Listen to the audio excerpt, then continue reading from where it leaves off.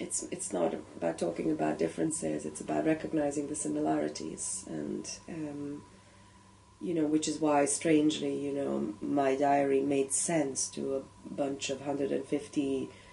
American students in California living, in a kind of gang warfare situation. You'd think, why would, a white, sort of South Central European,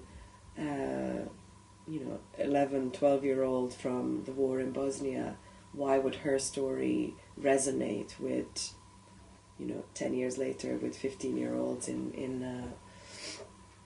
in California? But I think what people recognize, is the experiences of,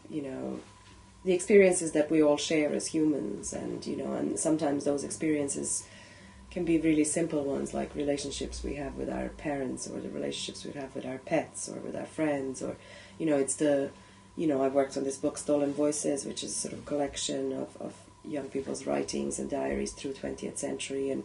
there's so much similarity, even though you'd say each conflict is different, each conflict has its own context.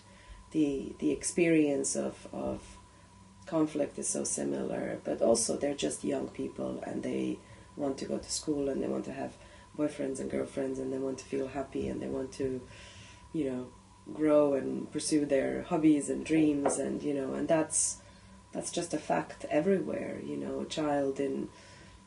Syria today is not any different from a child in Slovenia to a child in New York to a child in Paris to a child in Rio de Janeiro. They're in terms of what they want and what they hope for and what they deserve is all the same, and those are the things to concentrate on, and the difference is just a beautiful addition.